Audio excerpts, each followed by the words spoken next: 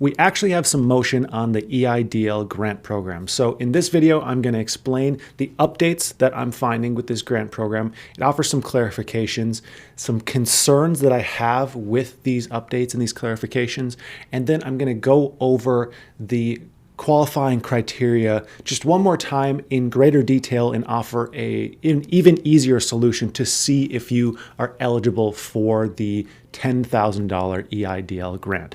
So jumping right in, let's first start off with the SBA's website. We can see here at the homepage, there's no changes from yesterday or the day before or anything like that. No notice of the EIDL grant, but there was some changes further into the website. So first, we have this small business guidance and loan resource tab. And we see that this hasn't changed. It still says SBA is preparing to offer the shuttered venue operator grants and the targeted EIDL advanced limited eligibility. But as you can tell, this is now clickable. And what this does is it brings us to this page, which we've been on this page before. And as we can see, it still just allows us to apply for the disaster loan. There's no application link for the EIDL grant. If we go to the disaster loan application, not a whole lot has changed here. It still just says the same warning notice that brings us to a page with no additional information. But if we scroll down a little bit further, there are some major guidance changes here. So it's still just the same loan eligibility. Targeted EIDL advance. This is where we see some major changes. So let me just read this to you. COVID-19 targeted EIDL advance was signed into law on December 27th, 2020 as part of the Economic Aid to Hard-Hit Small Businesses, Nonprofits, and Venues Act. The targeted EIDL advance provides businesses located in low-income communities with additional funds to ensure small business continuity, adaptation, and resiliency. Advance funds of up to $10,000 will be available to applicants located in low-income communities who previously received an EIDL advance for less than $10,000. Now, this of up to part is a little bit concerning to me because the first round of EIDL grants, we thought they were going to be $10,000, and then the nuances of the language in the stimulus bill allowed the SBA to change this and kind of write their own criteria to how exactly they wanted to administer this. And of course, they set it to $1,000 to $10,000.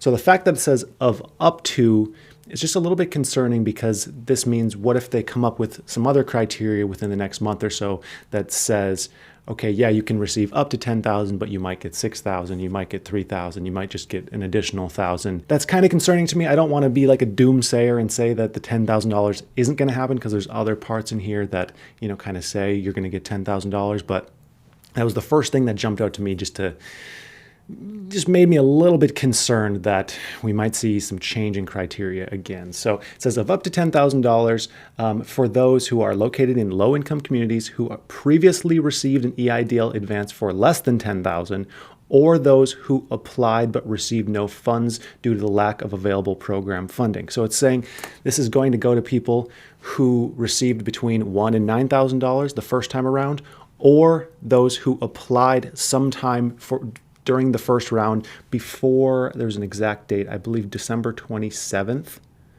Let me see. Yeah, before December 27th, you had to have applied for the first round and didn't receive any advance because the funding was run out. Another concern is this page says nothing about people who just haven't applied at all. Maybe you didn't know about the grant program until this latest stimulus bill came out. It says absolutely nothing on this page for those who haven't applied. And that kind of makes me scratch my head a little bit because the funding here is more than ever. The first time around, I believe there was $20 billion in funding. Now in the second time, there's $40 billion in funding, and the majority of small businesses have already received something from this program. So it's a little odd that they're not going to allow businesses who just didn't know about this program apply. So what we might see happen is a round where they cover all the people who applied the first time and either received less than $10,000 or applied and received nothing. They're going to do those as a group, and then once there's available funding left, they may open it up to another group of people who just haven't applied at all. That's my hope, at least as of right now, because there is literally no mention of this. So let's go a little bit further on this page. It says, applicants do not need to take any action at this time. The SBA will reach out to those who qualify. So that's a real important thing. And they say the SBA will first reach out to EIDL applications that already received a partial EIDL advance, meaning between $1,000 and $9,000. So that's going to be the first group of people who receive some portion of an advance, which again, that's a little bit backwards to me because those people receive something. The people who applied later and didn't get anything haven't received anything. You'd think those would be the first people, but that's not how they're doing it. So the very first people are going to be the ones who received $1,000 to $9,000, which is the majority of people. So at least that's good for the majority, but there's still those outliers that I'm concerned about here. And then the people who haven't received any funds will receive notice from the SBA by email. It says in the coming weeks, which we learned yesterday that we shouldn't expect this until at least mid-February, according to some high-up SBA reps. And if we're just going to give them some leeway, we should probably just assume not till the end of February.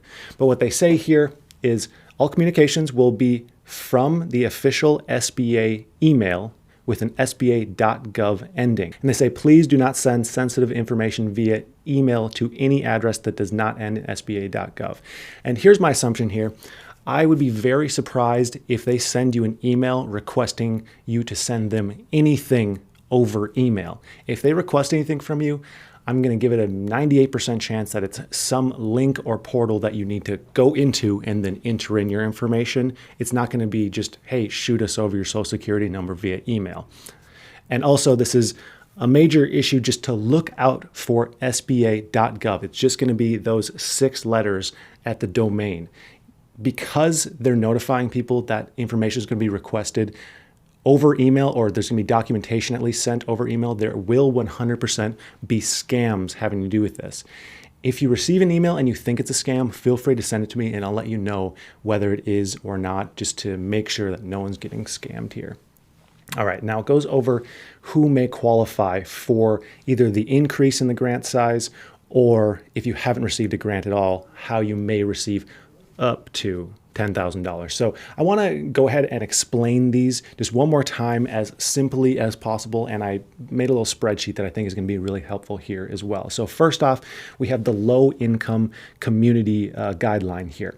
So it says the definition of a low income community is defined in section 45DE of the Internal Revenue Code. And that's the either 20% poverty rate or 80% of the state median household income. So let me explain that a little bit more in detail.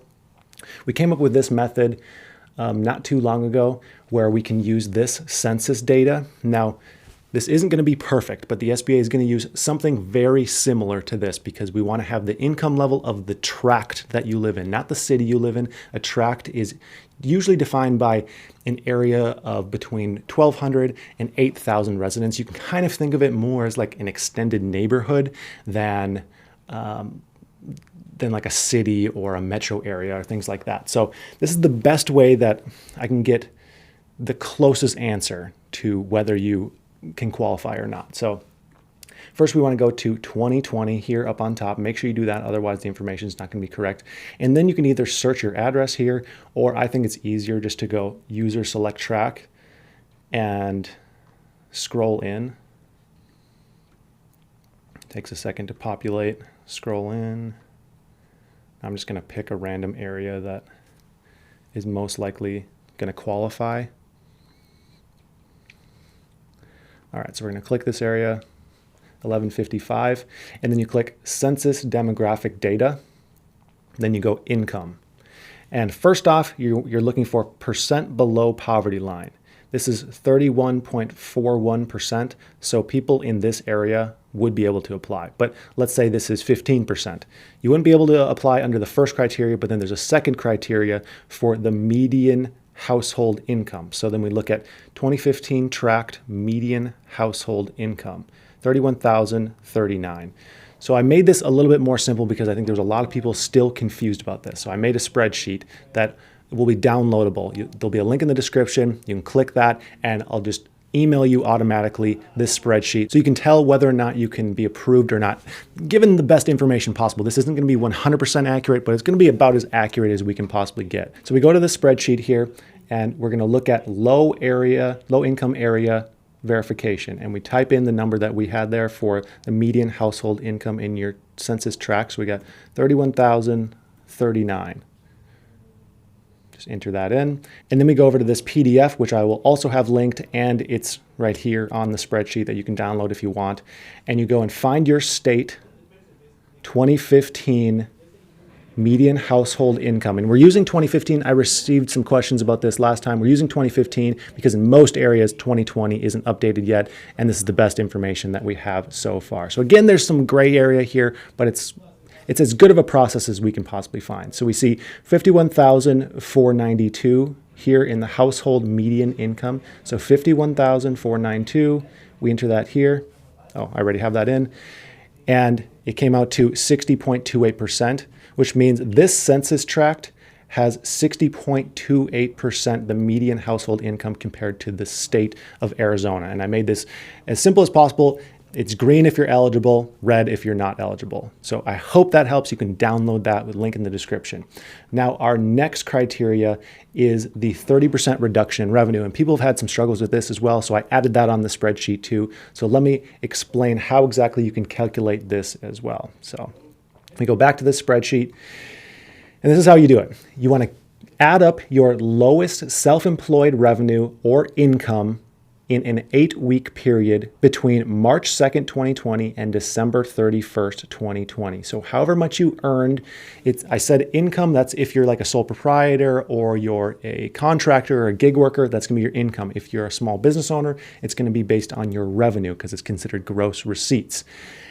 And also, like as an Uber driver, this is your income before expenses, just to clarify.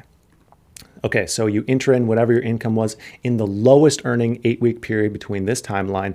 I put 7,000 here, and then you do the same for your highest earning, either revenue or income based on your situation, 8-week period between January 1st, 2019 and March 1st, 2020. So basically before the pandemic started. As you can see, green means eligible, red means not eligible.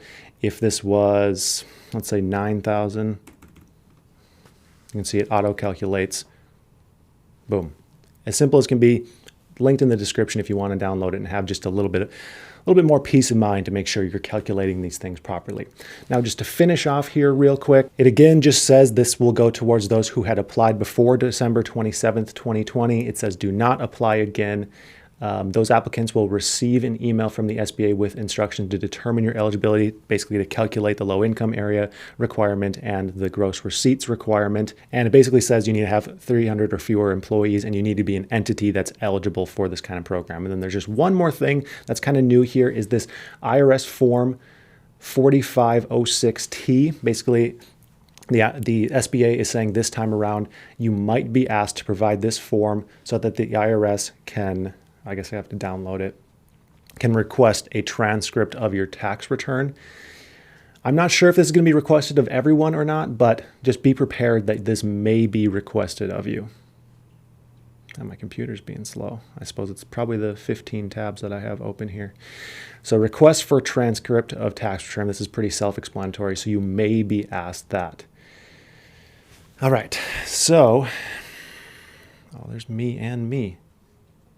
So in summary, I hope that helps clear the air with the EIDL grant program and what you can expect and the most recent updates we absolutely have. Again, I want to reiterate, I know I've said this a million times, but if you can apply, if you're eligible for the EIDL grant, there's a very high probability that you can also qualify for the Paycheck Protection Program, both round 1 and 2. I have tons of other videos on that. I have a link in the description of this if you want to apply. It might take you 45 minutes to apply and it's absolutely worth it. So I'd just like to thank you for watching. I hope this was helpful and I hope you have a profitable day.